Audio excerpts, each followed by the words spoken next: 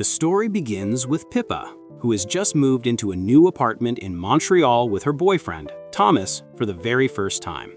They're excited to start living together, and both are overjoyed by the milestone. That night, as they sip drinks, they notice that the apartment across from theirs is completely visible through the window. Their attention is quickly drawn to the neighbors inside. When the couple across the way begin kissing passionately, Pippa and Thomas can't help but watch, commenting on their behavior as if they are critics at a show. Pippa urges Thomas to stop watching and to respect the couple's privacy. Thomas argues that the neighbors must be aware of being seen through the wide open windows and clearly don't mind. It almost seems deliberate. Still, Pippa convinces him to turn away. Each window in the building offers a glimpse into different lives, but the one across from theirs has a uniquely captivating view. That night, Pippa dresses herself up, slipping into a seductive nightgown in hopes of igniting their first intimate experience in the new home. But when she turns to Thomas, she finds him fast asleep, her efforts wasted. The next morning, Pippa sets out to explore the neighborhood. She walks to work with Ari, her close friend and coworker, who asks about her new life with Thomas. Pippa admits that the night before, she and Thomas had stumbled upon the neighbor's erotic encounter, intense, sensual, and impossible not to watch. At the clinic, Pippa works as an assistant to an ophthalmologist, learning and training to one day become a doctor herself. Her supervising doctor gives her a small gift to celebrate the move, explaining it's designed to attract birds for drinking, bringing joy and good fortune to the home. When Pippa returns, she's delighted to see that Thomas has left her a chalkboard drawing. She smiles, hangs the doctor's gift, and together they talk about connecting with their neighbors, still entranced by the beauty of life playing out in the building opposite. But suddenly, something goes wrong. They see the neighbor across the way choking. Panicked, they try to signal his wife, but she doesn't notice. Pippa pleads with Thomas to go help, but before he can move, the wife realizes what's happening, rushes over, and manages to save her husband in time. Relieved, Pippa and Thomas watch the couple embrace and kiss, reassured that he's safe. Later that night, unable to sleep, Pippa goes to the kitchen for water. Her eyes drift back toward the window. She sees the neighbor's wife preparing to leave for a trip, while her husband walks her to the window to say goodbye. Pippa finds herself transfixed by his presence, his looks, his allure, until their eyes suddenly meet.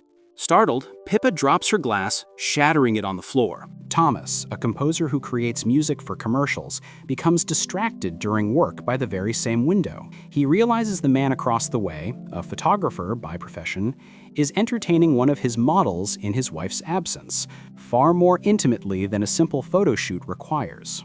On her way home from work, Pippa notices a pair of binoculars displayed in a shop window. Impulsively, she buys them. Now she and Thomas can observe the neighbor's behavior in even sharper detail. They watch as the photographer invites the same young woman inside, offering her a drink before undressing her and seducing her with calculated ease. As the couple across the way give in to desire, Pippa and Thomas mirror them, experimenting with new, creative ways to fuel their own intimacy. But Thomas, unlike the neighbor, fails to fully satisfy her. That night, Pippa once again slips out of bed, restless. She spies on the photographer until his wife returns from her trip. Pippa watches as the reunited couple fall into each other's arms with unmistakable depth and affection, stirring something conflicted inside her. The following day, Pippa recounts the story to friends during a gathering. In the conversation, Thomas's sister mentions that Thomas once had the ability to capture sound from closed rooms using a long-range microphone. Later, at home, Thomas explains how it could be possible to pick up conversations inside the neighbor's apartment by using vibrations and the reflections off the glass windows. But to make it work, they'd need a reflective surface, like a mirror, and unfortunately, there isn't one in place. It seems impossible. Pippa, however, is determined. She convinces Thomas to accompany her to a house party hosted by the neighbors. Her secret plan? To discreetly plant something that will reflect sound. The moment they arrive, Sebastian, the photographer himself, hoists Pippa playfully onto his shoulder and carries her straight to his photo setup, urging Thomas to pose with his girlfriend. He directs them like models, showing them how to capture a striking shot, then vanishes without another word. Later at the party, while waiting for the bathroom, Thomas stumbles upon a chilling truth. Sebastian is once again cheating on his wife. Pippa seizes the distraction at the party and, with Thomas's help, hides a mirror behind one of the sculptures in the house. They slip away unnoticed and return home. Back in their apartment, Thomas positions a laser and, with Pippa's assistance, reflects the beam onto the mirror. She tracks the redirected light with precision while Thomas fine-tunes the equipment. Suddenly, the voices from across the street come through, clear and undeniable. They hear Julia confronting Sebastian. She's furious, having discovered he slipped into the bathroom with several women during the party. She accuses him of cheating. Sebastian, weary of the endless arguments, tells her he wants to end their marriage. He's done with her. Julia, desperate, tries to hold on. She admits she depends on him financially and emotionally, and insists she'll drop the matter and never bring it up again. But Sebastian is unmoved. He humiliates her, shattering her glasses in the process. From their window, Pippa and Thomas listen in silence, unsettled by what they've witnessed. The next day, at the clinic, Pippa is shocked to see Julia walk in, seeking new frames for her broken glasses. Pippa is tasked with helping her choose. During the eye exam, Julia struggles to distinguish the letters, and Pippa grows tense, terrified that their secret surveillance will somehow be exposed. She performs additional tests with different instruments, ensuring there's no deeper issue. As they move to the fitting stage, Pippa and Julia relax. Their conversation becomes more personal, even pleasant. Before leaving, Julia invites Pippa to join her for a sauna and spa session over the weekend.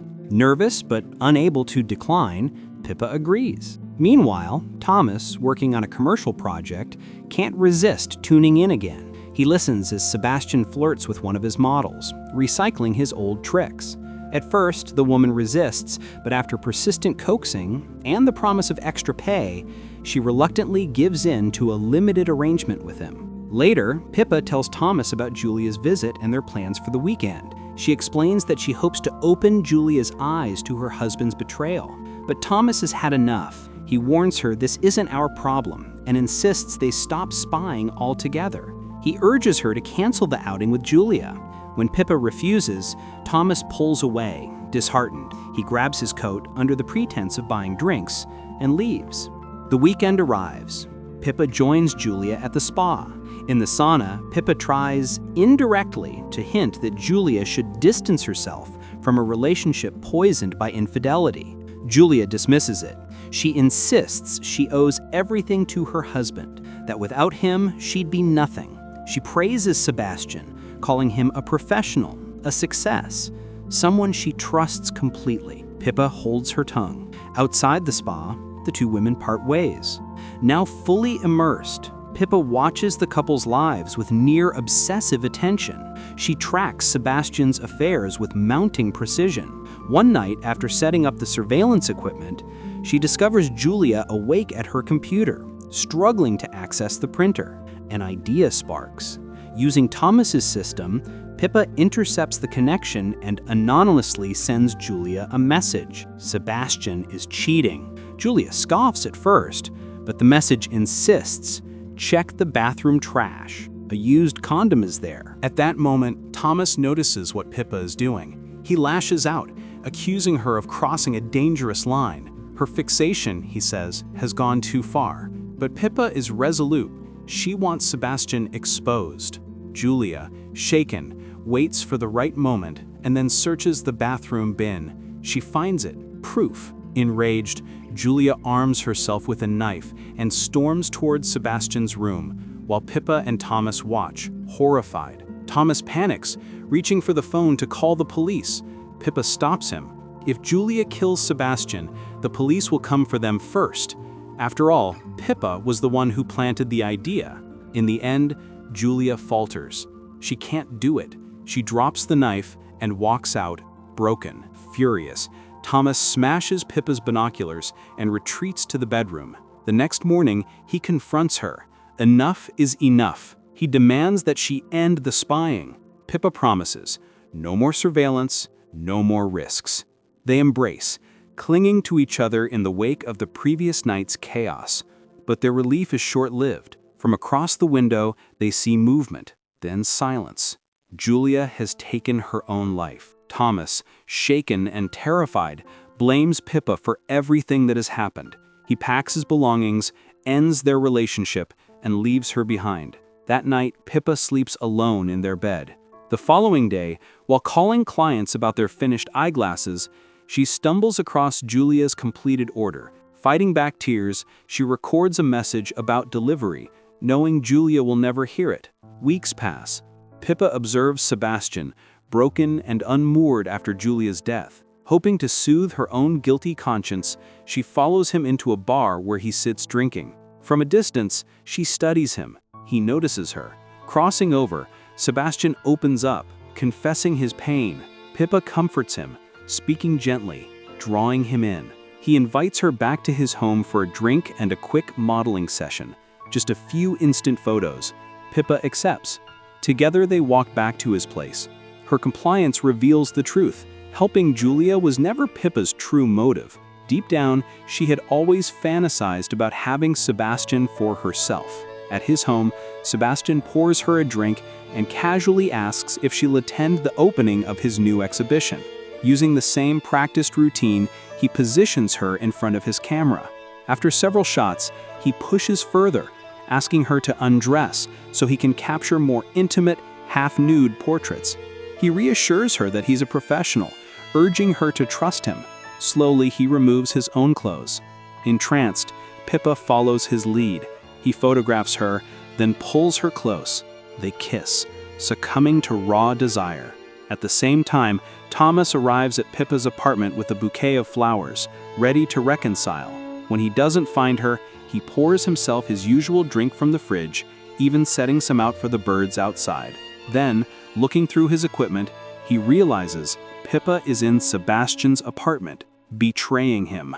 The next morning, Pippa wakes in Sebastian's bed. She returns home only to find Thomas hanging lifeless, a suicide. Crushed, she spends months drowning in grief, consumed by guilt, certain she is responsible for his death. Sometime later, walking through the city, she sees a poster advertising Sebastian's exhibition opening. Against her better judgment, she attends, accompanied by Ari. At the gallery, Sebastian publicly thanks her for coming and urges her to enjoy the show. He begins speaking about his new project, then, shockingly, invites the love of his life, Julia, to take the stage and present it, alive, unharmed.